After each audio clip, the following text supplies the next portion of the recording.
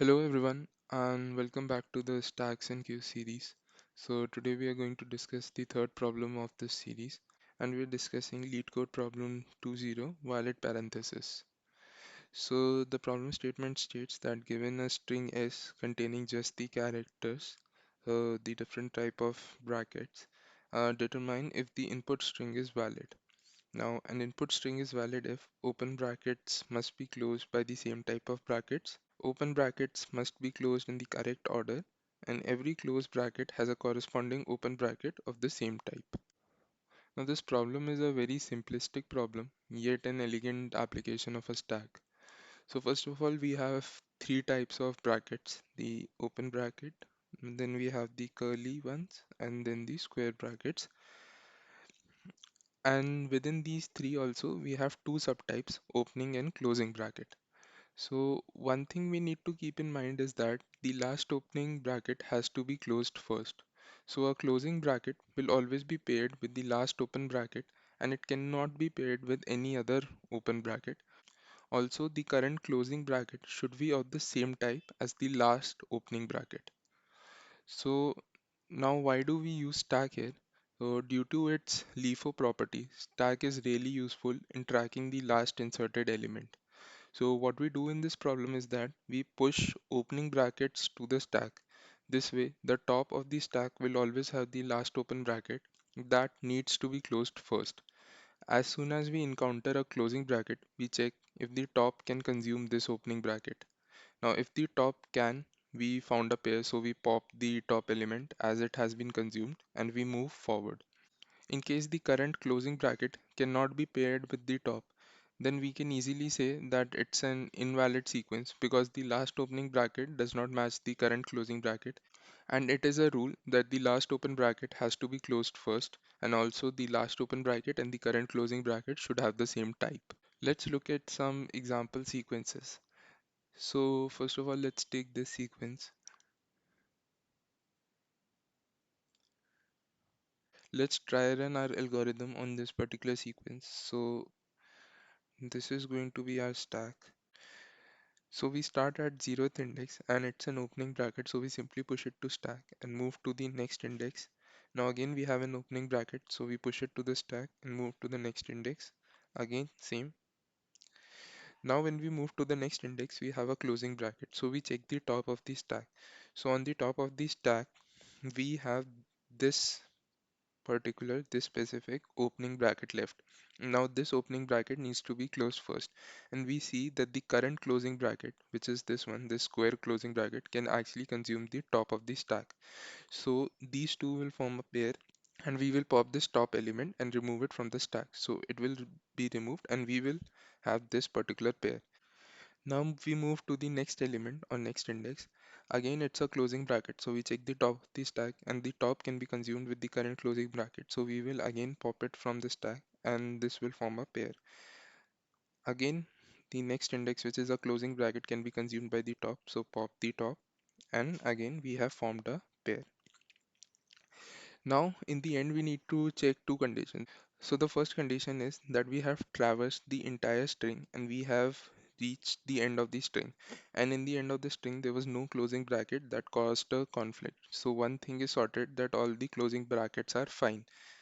The second thing we need to check is that if the stack is empty or not. If there are still any remaining open brackets, then this is not a valid sequence because those opening brackets could not be consumed with any closing brackets, and thus it's an invalid sequence. So the two conditions we check towards the end is that we have reached the end of the string without causing any conflict for any of the closing brackets, and once we have reached the end of the string, our stack should also be empty, because if there would have been an extra opening bracket somehow in the starting, so this bracket would have been at the bottom. Now once we are done parsing the entire string, all these three top opening brackets would have been popped, but we would have been left with this one opening bracket in the end, so the size of a stack would have not been empty. In this case we would have said that this is not a valid sequence, which actually makes sense. It is not a valid sequence. Let's look in another example. So let's take this particular sequence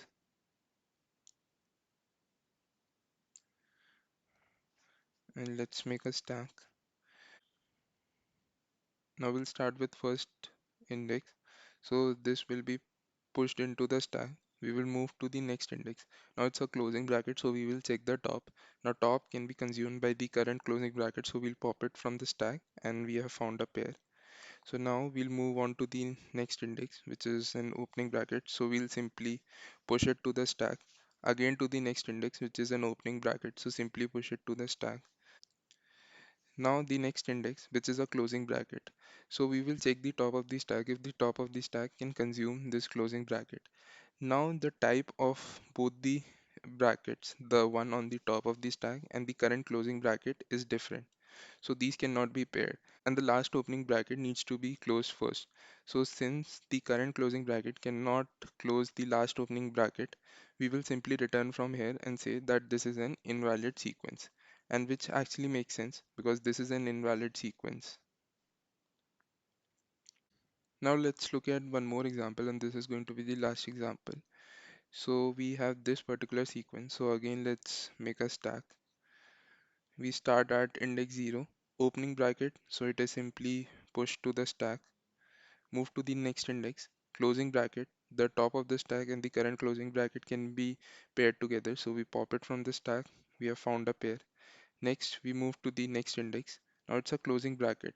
So we need an opening bracket, but the stack is empty. There's no opening bracket that can be consumed with this closing bracket. So in this case also, we'll simply return that it's an invalid sequence. So here in these particular three examples, we have seen four cases. So one case is when it's a valid sequence. So I reach the end of the string and at the end, the stack is also empty. The second case is when I have an extra opening bracket. So in that case, when I've reached the end of the string, my stack will not be empty. Now, the third case that we have discussed that we find an invalid combination. So I have an opening bracket, I also have a closing bracket, but they do not match. So that's an invalid combination. The fourth case is that I have an extra closing bracket. So I have a closing bracket, but the stack is empty. There's no opening bracket to consume that closing bracket. So these are the four possible cases, and we have discussed all in the example, and we see that how our algorithm is actually able to handle all the possible cases. So now let's discuss the time complexity and the space complexity for the problem. So again, as we discussed in detail in the previous video, the time complexity is equivalent to the total number of operations performed across all iterations. The operation here is push and pop from the stack. Now each element at max gets pushed and popped once. So the total operations at max will be of the order of n, where n is the total number of elements or characters in the string. Thus, the time complexity of this particular algorithm is big O of n. And the space complexity is also big O of n because we are using helper space in the form of a stack, and the maximum size of the stack will be n. And this will be the worst case size when all the characters in the string are opening brackets. And big O is the worst case complexity, so big O of n will be the space complexity. Now let's quickly go through the code for this problem. So in this particular code, I have used a bit of good programming practice. So what I have actually done, so whenever we have a closing bracket, we need to check if the top is of the same type, if the top can consume this closing bracket. Now, one way of doing that is that you put a lot of if conditions. So if the closing bracket is this, then the top should be this. If the closing bracket is a curly, then top should be this. Other possible cases that you can use a switch statement. Another way of doing that is if you have a black box kind of a thing wherein you put the input like I have this closing bracket, and that black box just returns the correct opening bracket for that particular closing bracket.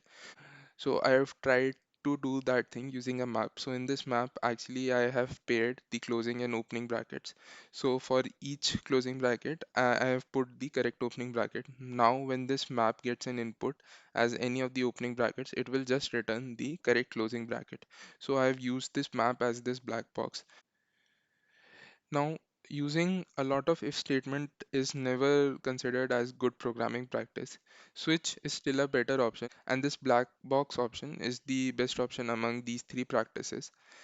But even this is not the best programming practice. So the best programming practice would have been that we should have created a helper function. This helper function takes in input as the closing bracket and just spits out the correct opening bracket. Within this function, we could have used a map, or a switch statement. So that would have been the best practice, but I've not created another function here just to avoid confusion. Within this function only, I've created this map, which is kind of acting as a function because it's taking input and returning the correct output. So that's what I've done here. So first I've declared the stack, the helper stack that we are actually going to use for our algorithm. And then I have this map. So in this map, the key is going to be the closing bracket and the value for that key is going to be the corresponding opening bracket. So if you put in the closing bracket as input, you'll get the correct opening bracket as the output. So what I'm doing, I'm parsing the string and picking up characters one by one. Now, what the first condition does is that it checks if the current character is a key in the map.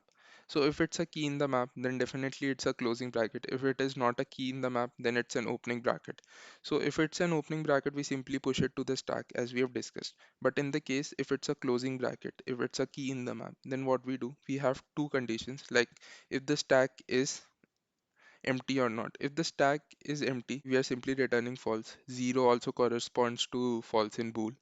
So this is the particular case where we discuss that we have an extra closing bracket. There is no opening bracket to consume this closing bracket, and in that case, the stack size will be empty, but will still be on a closing bracket. So in that case, we simply return false from here. Now, the second condition which we are checking is that if the current closing bracket can be consumed by the top. Again, if the current closing bracket cannot be consumed by the top, then also we'll simply return 0 or simply return false, because again this is the case when there's not a correct combination. So in that case also we have to return false. If both the conditions mean that the stack is not empty and the top can actually consume the current closing bracket, we simply pop the top element. So we have to remove it and then we move to the next index to check if the next index is valid or not. Now once we have done parsing the string, outside this loop, what we do, we have to check for the fourth case. So in the case where we would have extra opening brackets, that is, there was no closing bracket to consume some of the opening brackets, in that case, in the end, the size of the stack would not be empty. There would be still some opening brackets left to be closed. So in case this stack size is not empty, again we return 0, or which is same as returning false from this boolean function. In case the stack is empty, then this is the case where we had a perfectly valid combination or perfectly valid string, because all the opening and closing brackets were consumed and there was correct combination of closing and opening brackets. So we simply return 1. So anything which is non-zero represents true in Boolean. So we are simply returning 1 from here. There's another problem on Leetcode which is an extension of this problem and kind of uses the same logic, but it's actually a bit harder than this problem. So it is Leetcode 32. So you can try this problem on your own. And in case if you have any doubts in this particular problem or the extension, you can mention in the comment section and then we can have a discussion in the comment section itself. So I hope you enjoyed this video. Stay tuned for the next video. Thanks for watching. Bye bye.